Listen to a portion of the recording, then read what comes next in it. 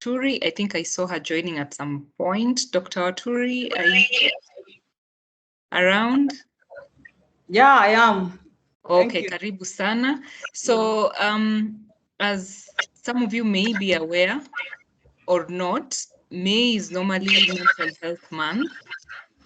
And a lot of discussions go on during the month of May on raising awareness on mental health, as well as just trying to assist and coming together as the human race to discuss mental health issues with the aim of finding solutions, as well as with the aim of just creating awareness to identify mental health issues. As AR Insurance, we felt it was important that we have this discussion in this month, and we're going to have several discussions in the month. But we have invited Dr. Waturi from Chiromo to come and take us through this discussion. I'll be your moderator today, but Dr. Waturi is going to be the presenter.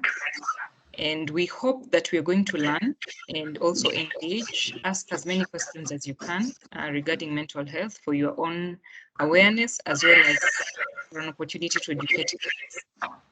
Just before Dr. Waturi begins, I've come across some very, as I was researching about May and why mental health, I've come across some very interesting facts, let's say.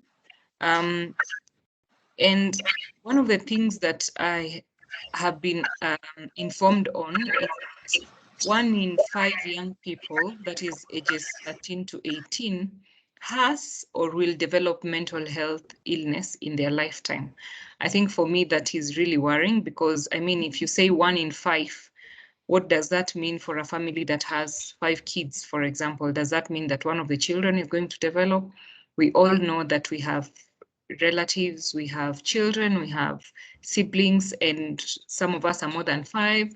So does that mean that one of us is at some point going to develop a mental illness? And what does this mean? Now, I know there's also been a lot of misconception about what mental illness is, and I hope that Daktari will demystify some of those misconceptions so that we just don't associate mental illness with those people who are domiciled in Madare, for example, or those mental health institutions. What does that mean for me as a person who seems okay and maybe I have issues? I also came about some information on common signs of mental health issues, and extreme mood swings were one of them, changes in eating habits, excessive worrying or fear, problems in concentrating and avoiding friends or social activities. Now, 2020, 2021 has taken us through a lot. And some of us, I don't know how many, but some of us have developed those signs and symptoms. So what does that again translate into our mental health? So we are looking forward to a lot of information, a lot of insights, a lot of education from Dr. Waturi. We're also looking forward to you guys asking as many questions as possible to try and understand this concept of mental health, with the aim of finding solutions on how we can help the people we know as well as ourselves. So without so much, I want to take this opportunity to welcome Dr. Waturi to take us through this discussion. So Daktari, karibu.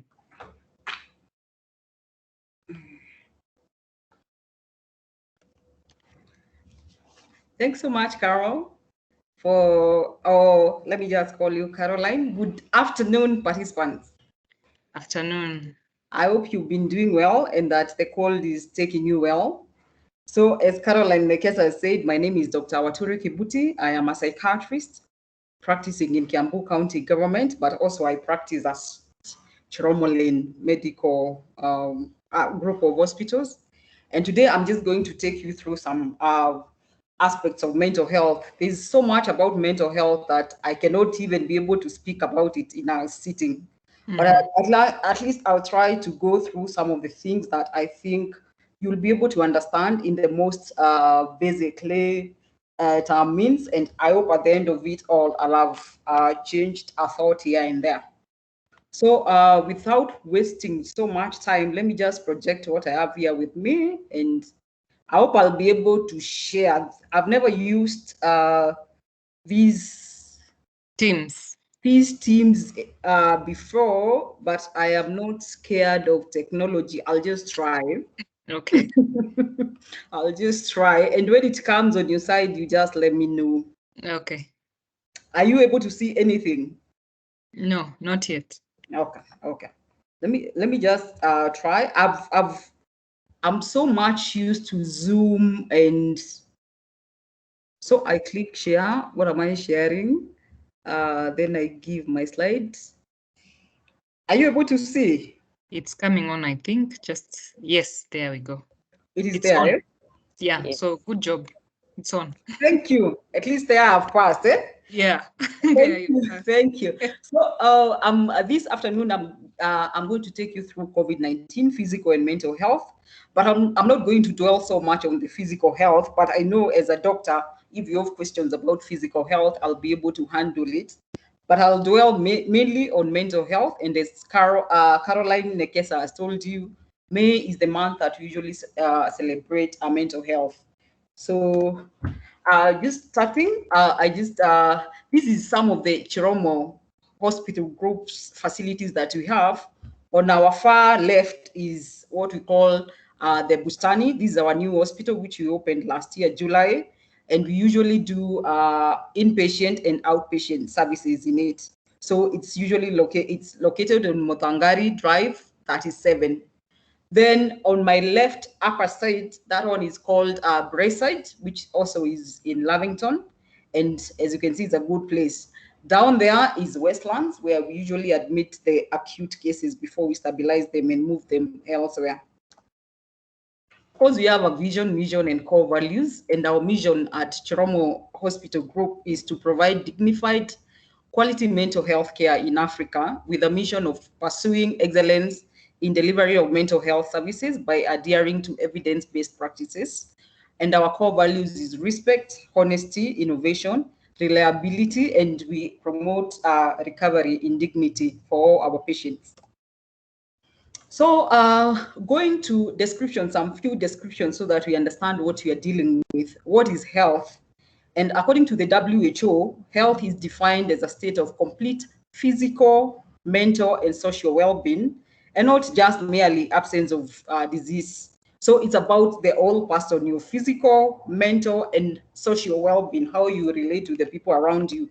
That is what, according to the WHO, is defined as health. But I'll dwell a little seconds on this slide because it's very personal to me about mental health. What is mental health? The description of mental health is very broad, but I'll just shorten it by telling you that mental health can be defined as a state of well-being, which enables a person to realize their abilities, cope with the normal stresses of life, work productively and fruitfully, make a contribution to their communities.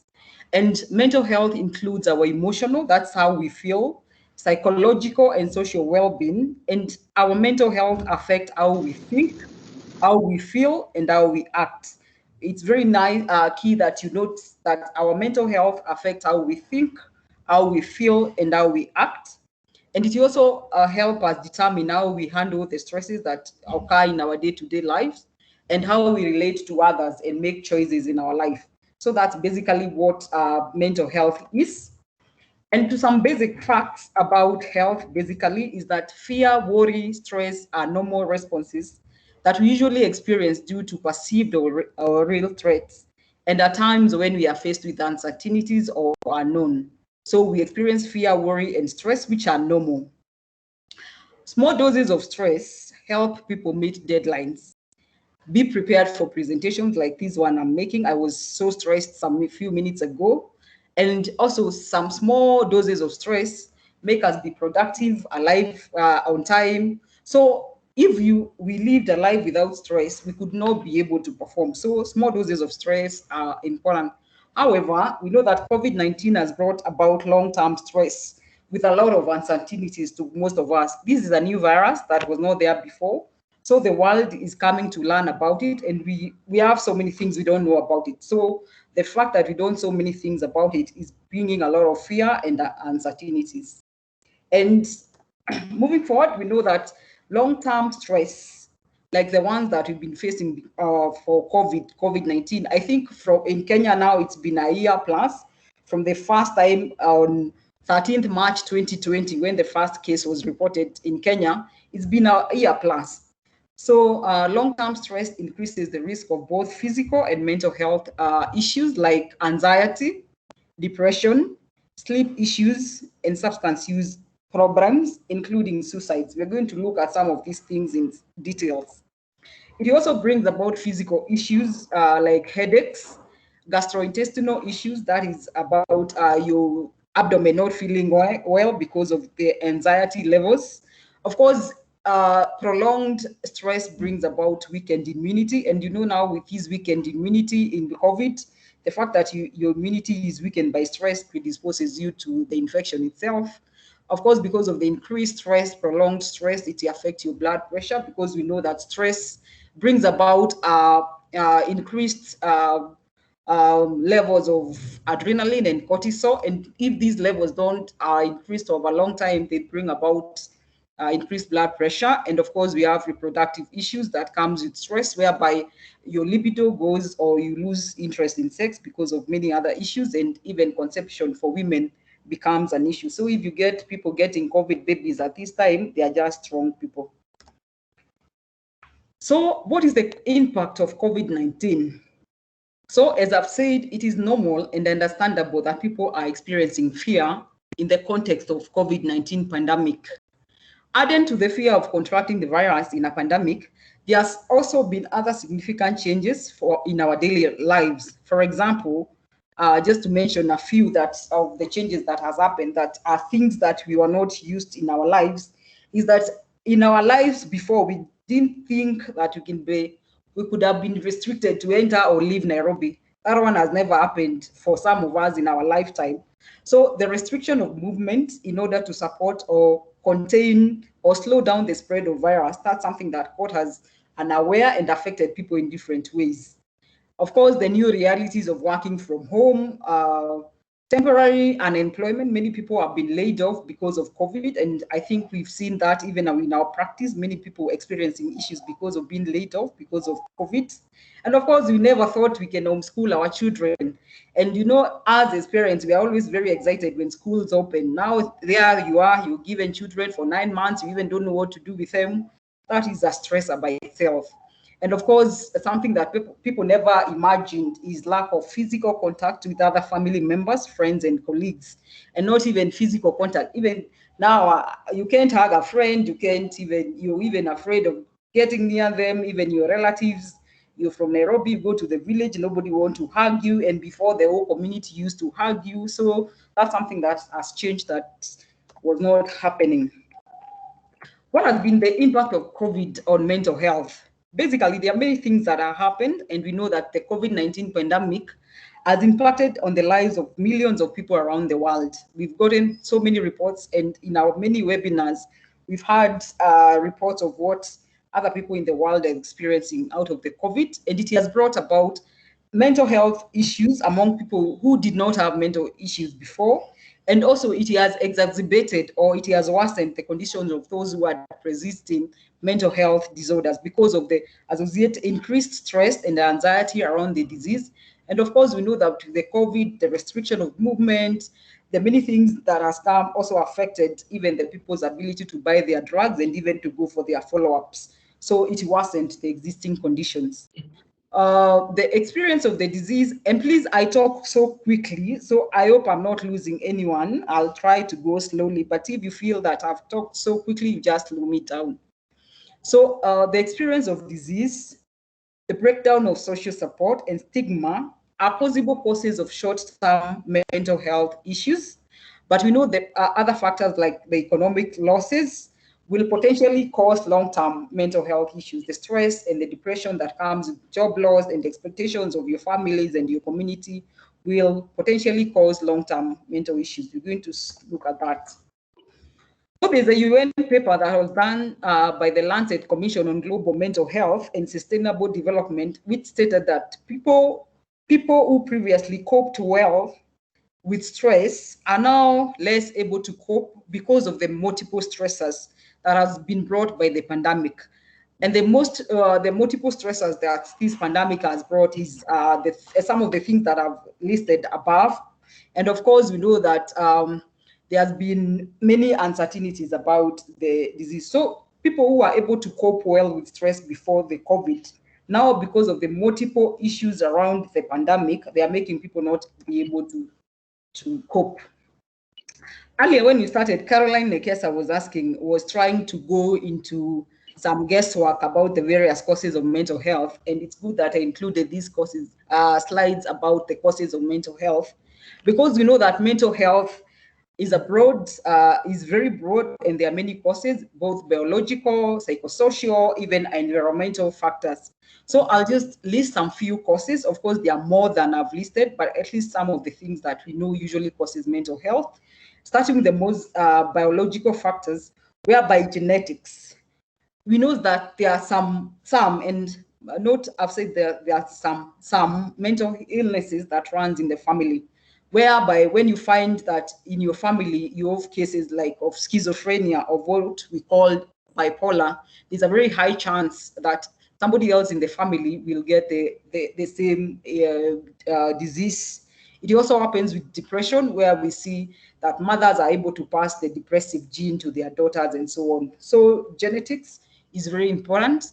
And of course, we know that sometimes you may be predisposed to a mental illness, but in life, not everybody who is predisposed to a mental illness develop the mental illness. But in life, when you're predisposed to some stressors or stressful condition, the stresses or might trigger your mental illness. Of course, something else that might trigger mental illness for those people who are predisposed is substance use. So long-term substance use in particular has been linked to anxiety, depression, and paranoia. Paranoia is just fear.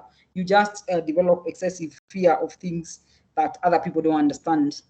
Of course, infections also in the brain earlier in life might contribute to you developing mental illnesses later in life, and brain defect or injury.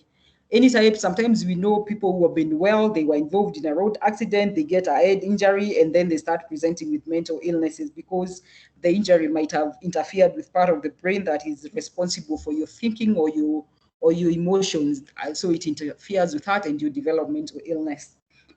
Other factors in the biological causes is poor nutrition, especially for the children, exposure to toxins early in life, especially lead, which we usually find in very poor houses that some people live in, may play a role in development of mental illness. When you look at the psychological factors that may bring about mental illness, we know that severe psychological trauma suffered as a child, such as emotional, physical, and sexual abuse, can bring about mental illnesses later in life. And these ones are called adverse childhood effects. Then losses early in life, especially loss of a parent when a child is under 10 years, may predispose one to later developing mental illness. That is because of the lack of support that is associated with loss of parents. Sorry, have I lost people? Not at all, not at all. Please proceed. Oh, okay. Then, of course,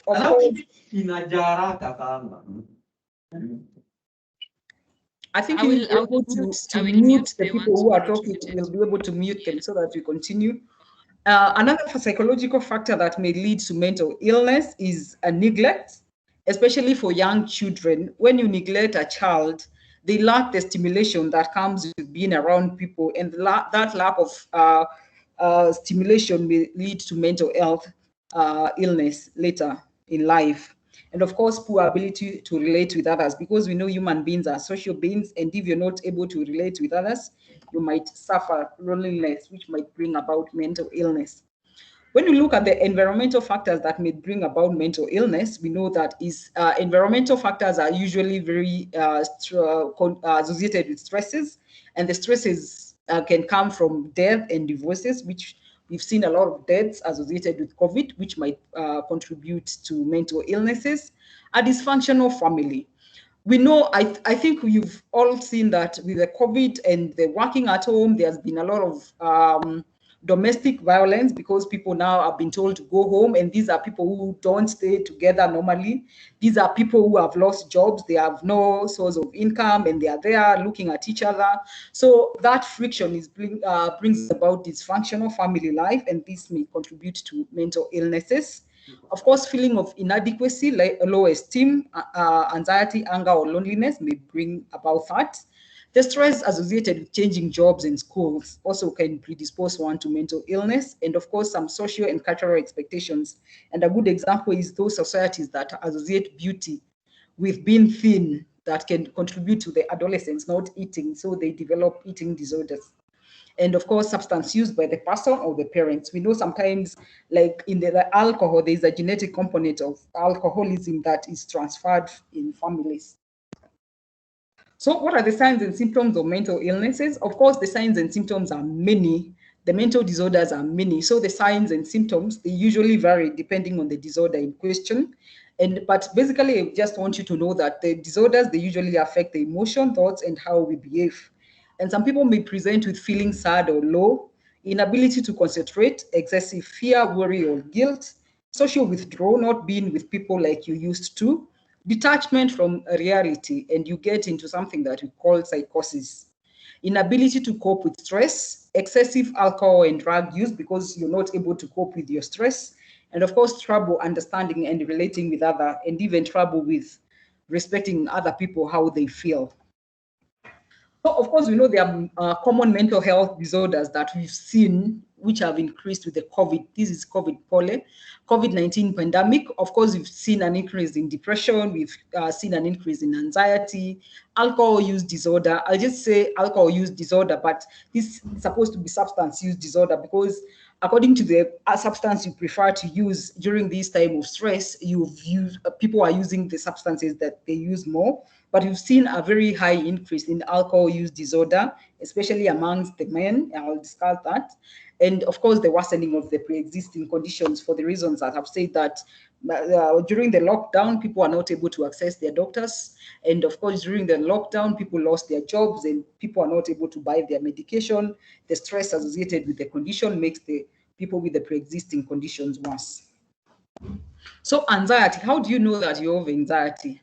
So some of the anxiety issues or symptoms that you may have that might just alert you that you have issues is feeling nervous, restless, or tense. That is, these are normal feelings, kawaida, but when these become too much that interfere with your social and your functioning, then is when it becomes an issue. So feeling nervous, restless, or tense, having a sense of impending doom, panic, and that's, I think that's what most of us have been having with this COVID. Like us who works in the hospital, you don't know what you're going to meet, you don't know which patient you're going to meet, you don't know whether you'll be called to go and review a patient in the COVID ward, so you have this sense of impending danger, panic, or doom. Then, of course, when you have anxiety, you usually have an increased heart rate. And that's why I said when you have this chronic increased heart rate over a long time, it may predispose you to high blood pressure. Of course, comes with breathing rapidly, that is hyperventilation, sweating a lot, trembling, feeling weak or tired, and trouble concentrating or thinking about anything other than the present worry. I told you earlier that when you have anxiety, is two very important hormones, that is the adrenaline and the cortisol, which brings about all these things.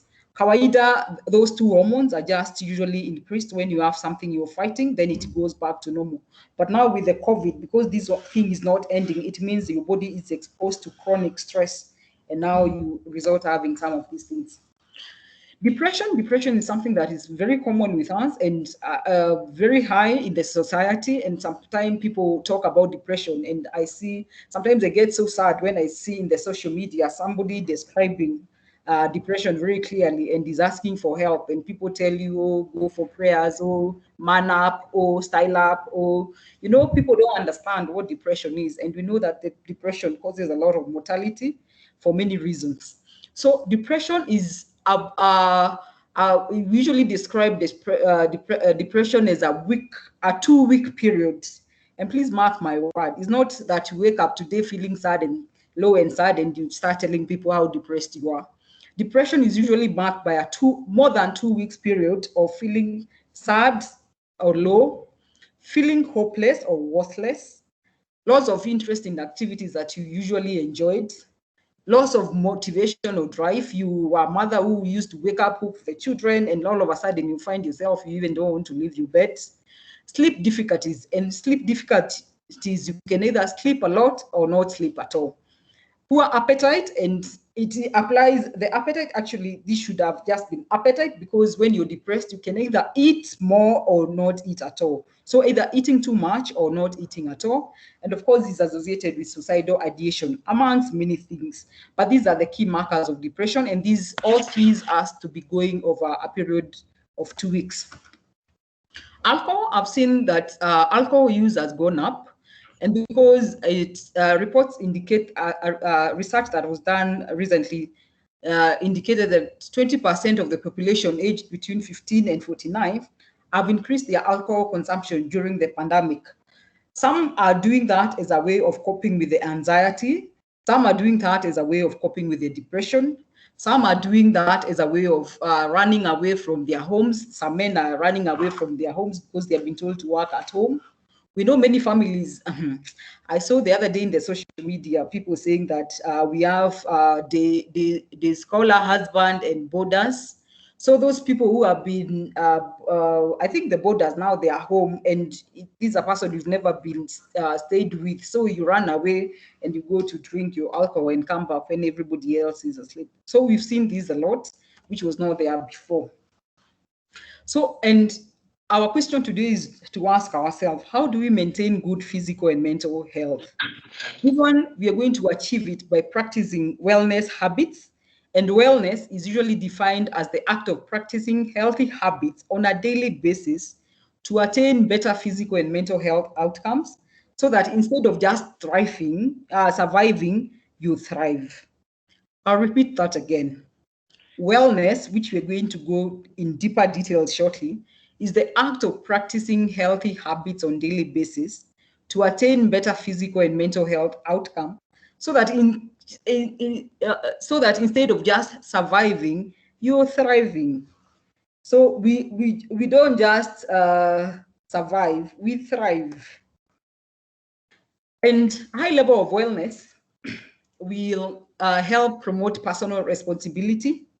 Wellness is not just absence of disease, illness, and symptoms, but it's presence of purpose in life. You have to have purpose in life. Despite what is happening around us, you have to have purpose in life. You lose purpose in life, you lose your wellness. Of course, it involves active involvement in satisfying work and play, no matter what is happening. Enjoy the work that you're doing. Joyful relationship, despite the fact that you've been told there's no, actually these things they keep on calling social distance should have been called physical distance, because this social aspect of life is not, I think, is not what we are practicing. Anyway, have joyful relationship. For now, I think the joyful relationships you're able to have is among your family and those people you can be able to interact with comfortably. And of course, high level of wellness involves a healthy body and living environment and presence of happiness. There are various dimensions of wellness, which you can't neglect any. And there are basically 8 dimensions of wellness that we usually deal with. And those include the emotional wellness, spiritual wellness, intellectual wellness, physical, environmental, financial, occupational, and social. I'm just going to go through some of them. I will not tackle all of them, but once I go through some, you'll be able to understand what to do with the others. Looking at the physical dimension of wellness, this one is requiring us to pay attention to physical activity, exercise, diet, nutrition, sleep, and resting. I know many people neglect the exercise is a very key part of our lives that people usually neglect because we find ourselves busy at work, busy doing what. But I usually encourage my patients to even spare 10 minutes or 15 minutes of their time during the day, where you just do not even run, do not even jog, just take a walk, 10 minutes walk. When you're on yourself, you'll be able to think, you'll be able to strategize. So exercise is very key. Diet, nutrition, sleep, and resting. So taking care of oneself during the illness and promote, that is about the physical dimension. What about the spiritual dimension? Everybody has a God that they worship, and we know that sometimes when we are faced with circumstances we don't know, like now COVID is something that came, we don't know where it comes from. We usually run to God for things that we are not sure of. And during this time of uncertainty, it is a benefit of just connecting with your spiritual self. So spiritual dimension, well, whatever happens, for every we know that you're supposed to give thanks in good times and bad times. So keep in touch with your God, whichever God that you worship. Then the social dimension, we have this is a dimension that has really been affected with COVID, with the isolation, quarantine, not the movement restriction. People who we wanted to spend Easter with our parents, we wanted to do where this is a dimension that was really affected by COVID. But the social dimension is known to promote better communication with people around you and enhance personal and social relationship. So around this, those people, I've said that those people who are still around you and you can be able to reach, please reach them for your social dimension wellness. Occupational dimension has also been affected with people being told to work from home. So you had colleagues that usually used to give you support. Now you are not able to meet them again. So, and we know that the occupational dimension provides opportunity to participate in the meaningful and income generating activities that maintains an individual's life. Many people have lost their jobs, and so the occupational dimensions have also been affected. Intellectual dimension, we know that if we stay not active in our mind, you're not reading a book, you're not even watching a movie, you're not even, your brain is not engaged. You start losing your brain cells. So we are expected to spend time expanding our minds by keeping abreast with the current issues. Just try and know what is happening around you. And of course, the environmental dimension is very important, and this includes our living, learning, and working space where we participate as members. And the environment provides a platform for us to participate in stimulating activities that promote good mental health. We know that if you're involved in environmental issues like planting a tree and seeing a tree grow, you know that one gives you a chance to keep depression and anxiety at bay. Of course, the financial dimension, which has really been affected by COVID, which includes feeling and being in control of one's personal finances. You're able to budget, creating a plan to manage debt and invest in one's future. I think many people have held investing because you're not so sure of what the future holds. And you know that the financial dimension of wellness gives a sense of autonomy and keeps depression at bay. So no matter what is happening, if you're able to invest, if you're able to shop, if you're able to pay your debt, if you're able to travel, please do save, because you don't know what the future holds. So we are mandated to take care of ourselves. And self-care is the individual practice of health management without the aid of medical profession. So this self-care, you don't need a prescription for self-care. This one you do it as your own drive. And how do you take care of yourself? These are the things that we usually recommend as self-care tips. Eat a balanced diet, and a balanced diet doesn't need to be expensive. And I know everybody knows what a balanced diet is from our learning in class 4, 5, 6. It is a diet that contains vitamins, proteins, carbohydrates, and what else? And that else, and give space also for water. Of course, exercise, I've talked about exercise. This one I can't repeat. It's very important to keep off depression and anxiety. Rest and have adequate sleep. Stress management, have your ways of managing your stress, have hobbies that you have that can engage you.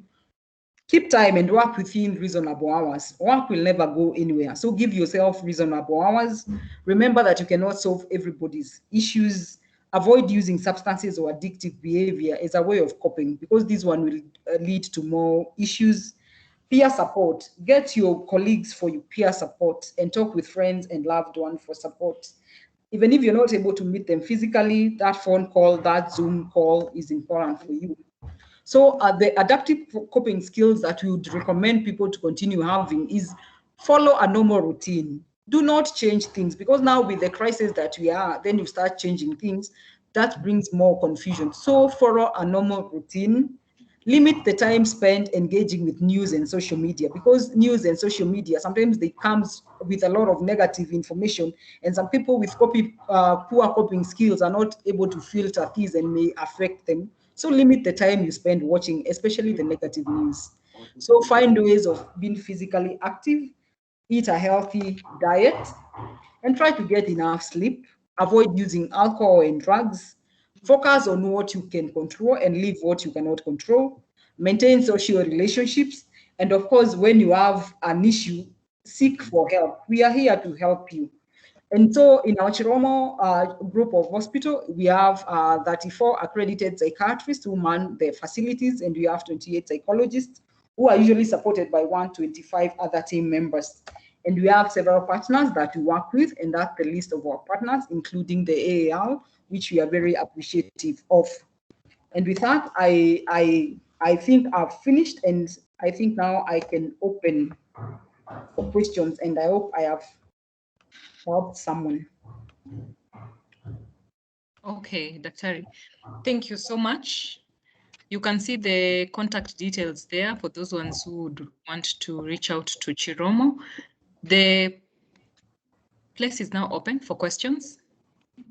There was a question that came through while you're presenting. Let me try and extract it.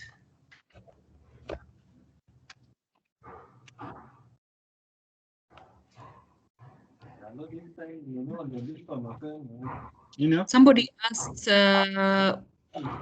what substances do you what substances are these that can be abused? I think you addressed that during your presentation. Yeah. Irene, Charles, kindly mute your mics. Sorry. What substances can be abused? There are so many substances that can be abused, including alcohol. We've seen people abusing marijuana, or what they call weed.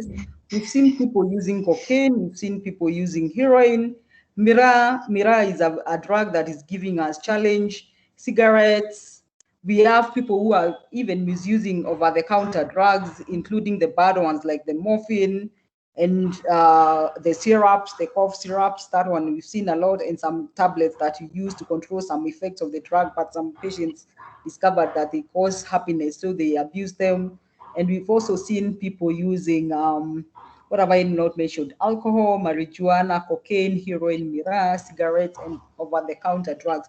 So people are abusing so many things according to what you like, and of course what you can reach. Yeah. And yeah. Okay, thank you for that. Any other person? Why do people with depression commit suicide so much? It's a question that has come through. Thank you for that question, and it's very important. Why people with depression? If you checked through the symptoms that I gave for depression, one of the symptoms that I gave for depression is excessive guilt, and they feel hopeless and worthless. And that feeling of hopeless and worthless, and as if there is no future, is what leads people with depression to commit suicide.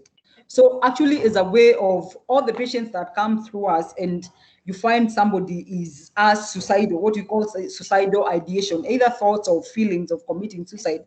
That's one of the criteria that we use to admit you. Even if you feel you're stable, but you find you to be suicidal, we usually admit you to stabilize you. So because depression comes with worthlessness and hopelessness, it predisposes people to committing suicide. Yes. And what does stabilization entail? Dealing with the depression, dealing with the depression. And depression, we deal with depression in many ways. I don't want to make you doctors, but at least we do. There are two ways of managing depression. That is psychotherapy. First, we go into details of knowing what is causing this depression, because we know there are many causes of depression. And some are inborn, some are in you, in your genes, and some are because of the things that are happening around you. So by establishing the cause of your depression, you're able to either do psychotherapy, which is talk therapy. Somebody talks to you and helps you cope with your issues that you have. And of course, there is also the medical management of depression. So once you're stable and you realize that there's life ahead, then we are happy with that. Yeah. Okay, there's a question: what self-test can you take or examine that one is having a mental issue? Is there a checklist? It depends. I said the mental issues are very many and they present differently. So there's no self-test that you can do at it to find out whether you have mental issue. That one there's no self-test because they present in different ways. So then how does somebody identify that probably they have an issue and they need to seek help? Thank you. Firstly, how you know that you have an issue, even the people around you will notice there's change of personality, there's change of who you used to be. That one of the markers of something is not adding up. And of course, you yourself, feeling sad, feeling low, you're not able to sleep, you're not able to eat, or you're eating too much with resulting weight gain. There are things that you'll see, and the people around you also will appreciate. Of course, we know there are things that are so overt, like when people develop psychosis, you start talking to yourself, laughing to yourself, or seeing things that other people are not seeing, running around. Those are overt symptoms that everybody can see. But even you and the people who are close to you are able to see a change of personality and try to find help for you. Okay. Another question, what role does medication play for those diagnosed or suspected to have mental conditions? It depends. Let me just say it depends. And every medical condition, every mental condition has its way of managing it. There are some medical conditions that there are some mental conditions that medication is a must, because we know most of the mental condition like the depression is about your brain. There is an aspect of your brain chemicals, a chemical that is called serotonin going down, and the job of medication is to bring the serotonin levels up. And prayers cannot bring them up, or any other action. So there are some medical conditions there are some mental conditions, sorry, that requires medication. So it depends with what you're going through, and some just require therapy. So when we make a diagnosis, we follow the recommended guidelines for treatment. Okay, so I'm taking this question and then I hand over to Martha, who will continue. How can you help or support somebody diagnosed with mental condition? How can you support someone diagnosed with mental condition? I think that's a very good question. And I want, Grace, are you there? Grace? Sorry, please come again. Grace, I'm calling out to Grace Gashanja, is one of the psychologists that we work with at Chiromolin, and I know she's here and she was supposed to help me with some of the questions which are coming through. Yes, I'm in attendance. Thank you, Grace. Have you heard the question that has come forward? How can you help? Carol, Yes. How repeat the can you question. help or support somebody diagnosed with mental condition? Okay. Thank you for that question, Carol. I hope I'm audible to everyone. You So, are. thank you.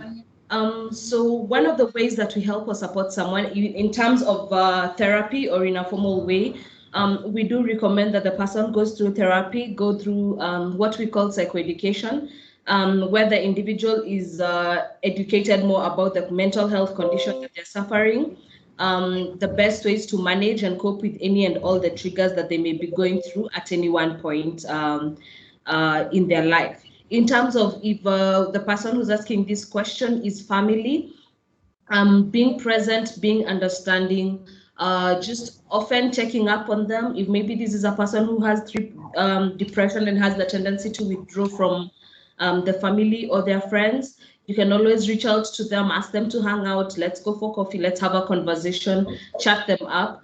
Basically work towards keeping them as engaged as possible on a day-to-day basis, so that they do not feel alone, so that they do not feel stigmatized. That is really the best. And whenever you notice maybe they're going down or maybe they're having a challenge at one point or another, it will always be good to encourage them to maybe continue taking their medication, continue with their doctors and psychologists appointments. Hello. And with that, you will find. Ulikuwa umepotea. Kindly mute your microphone. Thank you. And with that, you'll find that they're going to be able to improve significantly and also know that they are not alone and they're fully supported. Thank you for the question. I hope I've been able to address it. Yes, that has been answered well. Grace, thanks for that. There's a question on Daktari may have explained this, but she can still guide us. Many people are just anxious. How does one realize that my anxiety levels qualify for medical attention? Is there good and bad anxiety? That's a very good question. Let me just, I hope you don't mind if I go back to the slide of anxiety. And all these symptoms that I said, sometimes these are normal symptoms when we are faced by challenges. But as I said, usually we consider it with need for medical attention when you find the symptoms, the feeling nervousness, the restlessness, the having the sense of impending danger, breathing quickly, sweating, trembling, all these symptoms and even trouble concentrating are affecting your functioning. If they are affecting your functioning at home, at work, and even in your relationship, is when you know that you need medical help. Of course, before you do that, practice self-care, eat well, sleep enough, take that walk. And I want to emphasize the importance of physical exercise, because we've seen very good results with people who have anxiety and depressive symptoms having some improvement when they take that walk, when you go to the swimming pool and swim for 30 minutes. The physical exercise is very important. But so when all these symptoms that I talked about start interfering with your work, your relationship, and even your function at home or school, then you know that you need help. Thank you.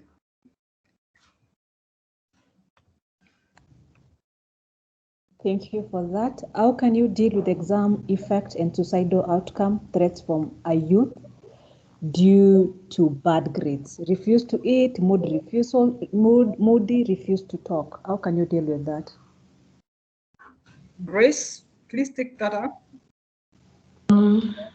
Thank you for that. A lot of the challenges that we often experience with children as a result, especially when exams come out, are a combination of both the expectations that the child had from themselves, the expectations that the parents had about their performance, and also the expectations that the schools had about the individual person's performance.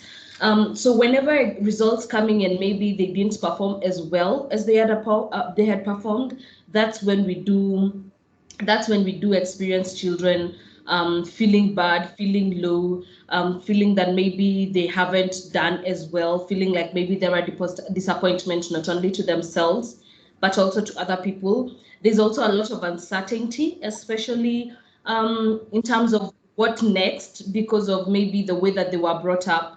That the only way you can maybe become a doctor or succeed in life is if you get an A or a B or a C or whichever grade it is that they were really expecting to get at the end of the day.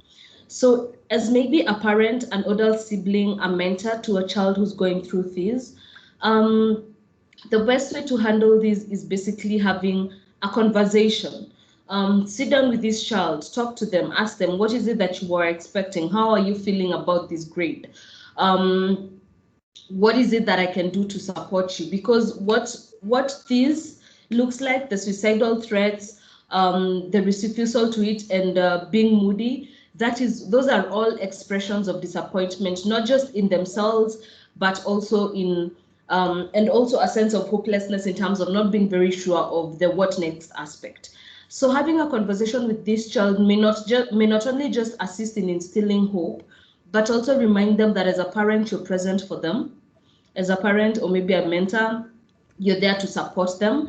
But it also calls for you also moderating and normalizing your expectations and accepting that your child's grade is really the reality of it.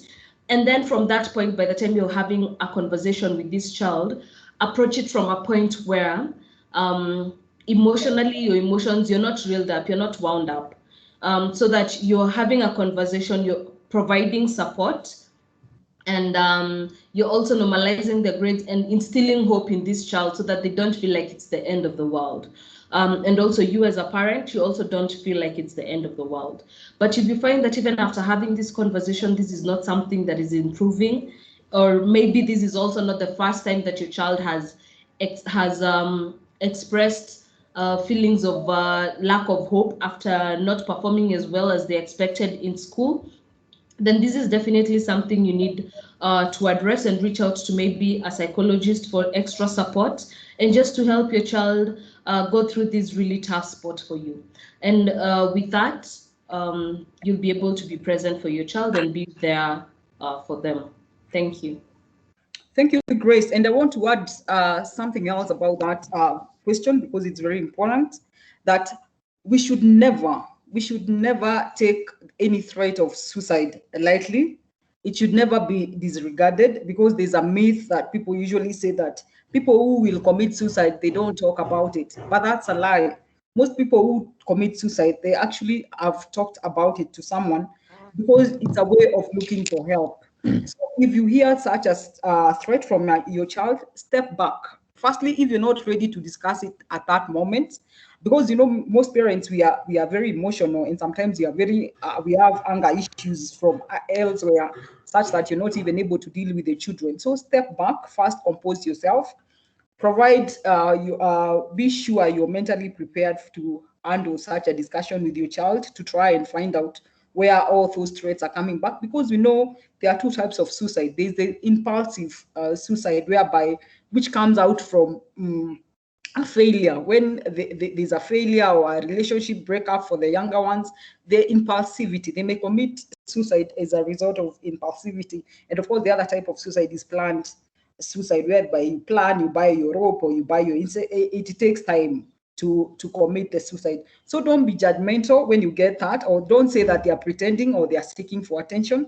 Step back and have a conversation, and as Grace has said, instill hope despite the performance of your child. Instill hope. Thank you. Thank you very much. Just for parents who has joined our discussion today, there's a rampant increase of young children being diagnosed with mental illnesses to a point of being admitted to the hospitals. What could have contributed to such? What the parents are not doing, or where have we felt as a society that even kids now have been having mental issues? Maybe you can shed light on that. There are many contributions to that, as I can say. I'll answer, and Grace will try to answer from other perspective. There are many contributing factors.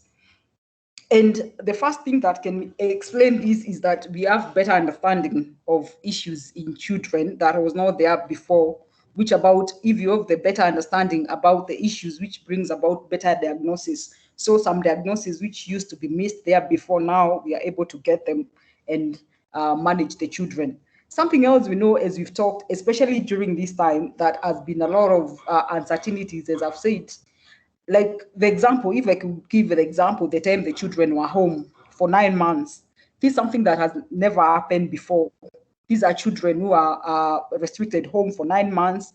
Some are not understanding what is happening. There are children who used to play with their friends. They are supposed to stay home. So there's so much stress. There's so much. And, most of that, at the times, us as adults, we sometimes don't think that children get stressed, but also children get stressed. So they don't have anyone to talk to. Dad, mom are always busy looking for money, and they don't understand that you have no time to talk to them. We leave them with house girls who are busy doing their own things. So the loneliness and the exposure they are getting from the social media, we saw that, especially during the 9 months, where many children had to be bought gadgets, even children who had not been bought gadgets before, they were given gadgets so that they are able to attend to online classes. But those online classes, after the online classes, nobody is there to monitor what the children are doing on the internet. So that contributed a lot also to the worsening of the situation with the children, because they are exposed to even a lot of negative news without your knowledge. So there's a lot of stress and uncertainty, and there's nobody to explain to them what is going on. Yeah. Grace, do you have an input? Yes. Further to the strain that a lot of these children have gone through over the past year, there's also a lot more information and a lot more of exposure of these children to social media, a lot more exposure to strenuous events, not just in school, but also at home as they're interacting with other classmates and even at home with family. A lot more, and generally a lot of people are talking about mental health and the importance of mental health, and a lot more people are conscious about what exactly does it mean to have poor mental health or to have good mental health. So our children are able to recognize, I'm not okay right now, I'm not okay at this point. They're able to recognize when they're bullied in school. They're able to recognize when things at home, maybe if their parents are having issues or financial or relationship or otherwise, they're able to recognize that this isn't right and shouldn't be happening.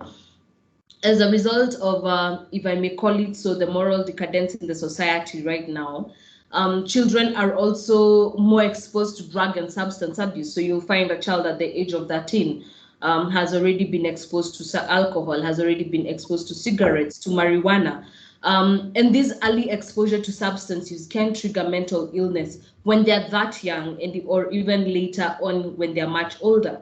So all these exposures that our children are going through have put them at a higher risk of getting and being treated for mental illness this early. So it's a combination of factors, but at the same time, it's also not, and it may sound very scary because that means that our children are exposed to all that. But at the same time, on the other end, we're also seeing that we have a lot more mental health care providers who are ready and willing to support families, who are ready and willing to support children and their parents through this trying time. And the treatment outcomes as a result of that are much better now, I would like to believe, than if this child didn't get the help and the support were they not treated at that point. Thank you.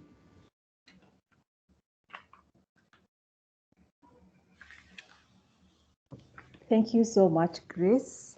Penina, there's something on your WhatsApp I'm not able to get to. There's a question that I've been forwarded to you. You can check as I ask the last question.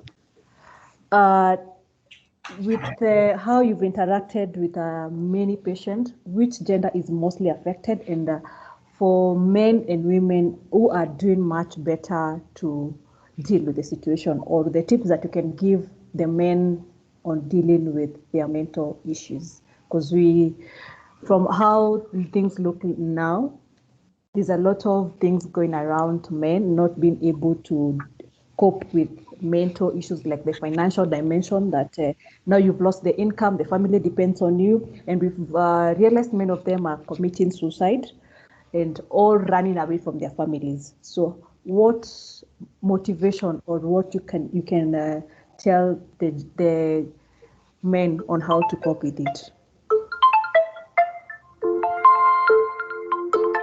Thank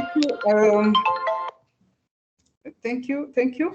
The first question you asked is who are more affected, and I'll say that depending with the disorder in question, we know that like substance use disorder, usually research has shown that men are more affected by substance use disorder for many reasons. First, the reason of the society. The society finds it normal when men are abusing any kind of substance. If you find a man in the mutaro, nobody even will take a second look at him. But if you find a woman in the mutaro, there'll be a crowd. So men are more into substance use, firstly because of the society, secondly because we know sometimes men are more financially empowered than women, and of course the obligations of taking care of children. You know that women take care of children more, so the men have the leeway to do other things. So for substance use, mostly they affect the men. Depression and anxiety disorders, they mostly affect women for many reasons. The social role for women, and of course the hormones play a very big factor in depression in women. That is both during your menstruation, during the childbirth, or after the childbirth, and of course during the menopause. That the stabilization of hormones, they usually contribute to depression in women. So depression, anxiety, women are more affected. Substance use, of course, I don't want to go to other big disorders that we deal with, but there's a variation of who is affected more according to which disorder we are discussing. And there's help. The good things about everything that we've discussed is that there is help. And I want to encourage all of you, even the people that we are addressing today, to reach out. Every time you don't understand what is happening, please reach out. And I know your human resource department has provided you an outline that you can reach us with. And when you reach us, nobody even in your department or even in your workplace will know that you reached out. So mental illness is an illness like any other disease, and it's the high time we stop stigmatizing mental health. The way people who have depression and hypertension, they don't go saying they have depression, hypertension and diabetes. It's the same thing with mental health. So we need to stop first self-stigmatizing ourselves and stigmatizing other people, and know that there is help that is available, and we are here for you anytime, and your confidentiality will always be maintained. So thank you, and let's Grace has an input to give. No inputs. Okay.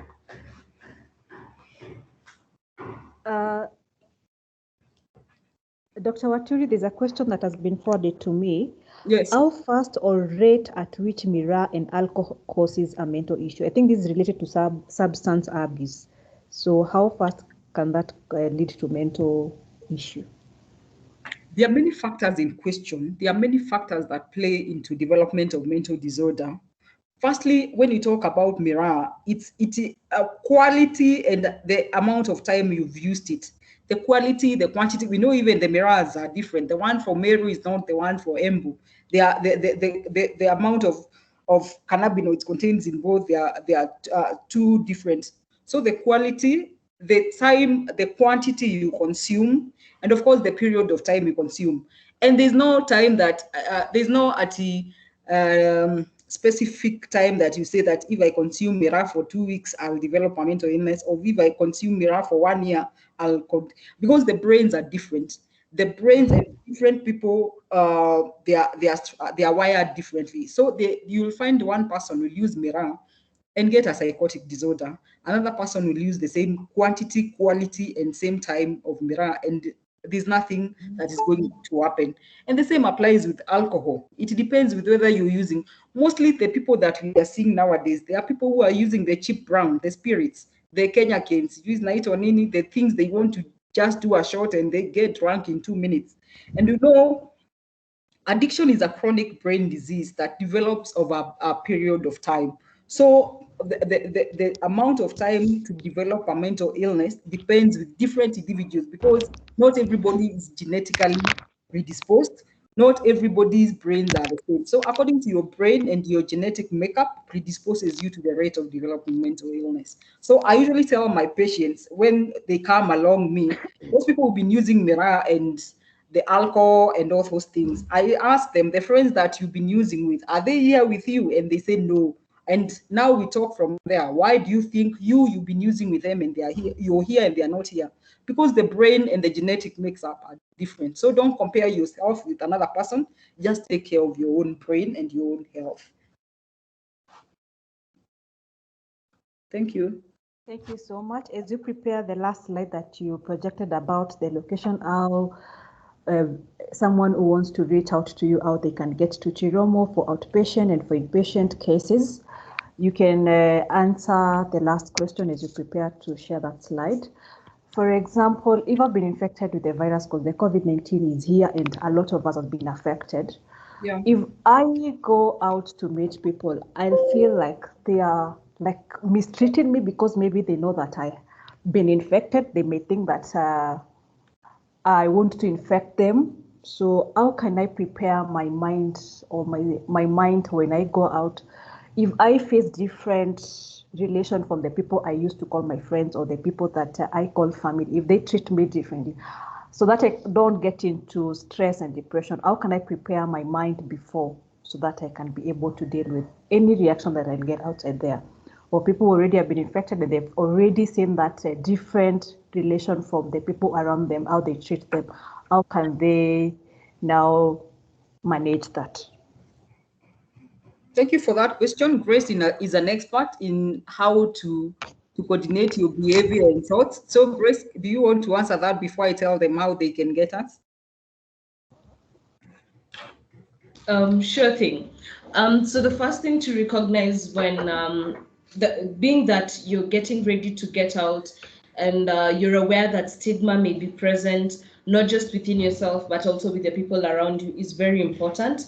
But also, it's also important to take note so that you're not also stigmatizing yourself, so that you're not finding yourself in a situation where you're thinking of the worst case scenario, which may probably not even happen with the people that you're going to interact with, or with your friends, or with your colleagues as you prepare to resume work. So with that in mind, it is important to recognize that stigma is something that you can manage, and it's something that once you're conscious of it, you can point it out. Remember that getting back to work, getting back into your social interactions on a day-to-day basis is a mark of improvement. And being that you have been given that go-ahead by your doctors means that you're well, and that you can work, and that you can continue interacting. So also ensuring that even during this time, you're reaching out for support from your friends and family, from your supervisors if you're going back to work. Basically continue being in touch. If you notice maybe there's a bit of negativity, or you're getting a bit of negative feedback from your colleagues or from your friends, more so from your colleagues, that's something you can bring up with HR, so that you may get support. And if it's maybe in your organization, in the organization that you're working in, we as Chiromo can definitely organize a talk on stigma and managing stigma, so that to prevent this from happening, or it's something that even on a policy level for HR that they can be able to manage. If it's within your friends, basically educate yourself on COVID, educate your friends on COVID and on recovery, and on the fact that once someone has been declared COVID negative, then they're no longer infectious. But it's still important, whether or not you've gotten the vaccine, whether or not you have ever acquired the disease, or even are in recovery, you still need to continue taking care of yourself, wearing your mask, sanitizing, maintaining social distance, because the risk of reinfection is still present. So the best way to beat stigma is to educate yourself on the disease, educate yourself on your friends, and continue reaching out for support from all your friends and family. Thank you. Dr. Waturi, you can tell them about where you're located. Yes, thank you, Grace, for handling that very well. So you can reach us in any of our branches. We are at Westlands, Motivi Road. You can also reach us in Bustani, Mudangari, that is 37, number 37, and also Braeside. Dr. Waturi, are you able to project that? It is on the, you're not able to see it? No, not yet. Oh no, what am I doing with myself? Sorry, I'm still learning this. Okay, yeah, it's okay. As you project that, there's a question. Kindly comment on statements that are offensive to people with mental health illness. For example, telling them there are people having it worse than you. So this person is asking for polite language that you can use when addressing someone we know already has an issue. That's a tricky question, because I think yeah, I know. We have to be humans first. What would you not want to be told? Why would you want to tell someone the same? So I think we start by being human beings and treating those people as human, because mental health, by the way, I forgot to tell you, mental health can affect anyone. There's no class, there's no at the poor or the rich or the Kikuyus or it affects everyone. Everybody has a risk for mental health. So when you get somebody with mental health, be sympathetic. Be firstly sympathetic and try to put yourself in their own shoes and show love and just handle them the way you'd want to be handled. Honestly, I don't think there's a language of just being a human. Just be a human being and just be sympathetic. So are you able to see the slide now? Yes. Yes. So I was saying that we have 3 main branches. Westlands, that is on Motivi Road. We have the Chiromo Bustani. Bustani is the new hospital that I showed you, the big, nice hospital on Mudangari Road, number 37. And of course, we have Braeside, which is also near us. But anytime you can come, you just walk through. We have, as I said, we have 34 psychiatrists and 28 psychologists who are always full-time. So you'll be able to attend it to and given the highest care level of care that you deserve. So feel free to contact us. Those are the contacts in case you want more directions. And we're always here 24/7. Thank you. Wow, that's good. So thank you. We've come to the end of our session, and we are very grateful to Chiromo team and our customers who have joined us from our social media platforms, email, and our colleagues. We are very grateful that you've taken your time to join and get to learn about how we can cope and how we can manage mental illness. And being the Mental Awareness Week, I would request if you can take a walk today. I know the weather allows, it's very nice weather that you can take a walk and get to interact with nature. The theme for this month is nature. So it's there's a way in nature that has to get promote our mental well-being. So if you can get time, take 5 minutes or 10 minutes, take a stroll along your estate, or if you can go to the forest near you, just take a walk, and you're going to have an impact on your mental health. Thank you very much. We really appreciate. If you have, after the talk, you've realized that you need attention, call the toll-free number for Chiromo team. They'll be able to assist you and take you through the journey of recovering from mental illness with dignity. So take your time, call them, visit them or their branches, and we really appreciate you taking time to join us.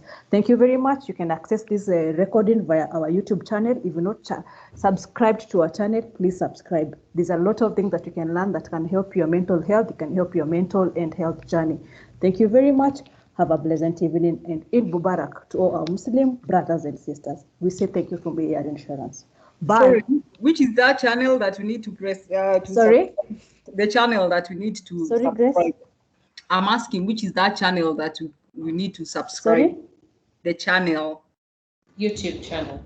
The YouTube channel. Okay. Hello. Thank you, Hello. everyone, and bye. Yes, Grace? Bye. Bye. It's okay. I've heard it's the YouTube It's okay. channel. Yeah. Thank you very much. I really appreciate. Okay.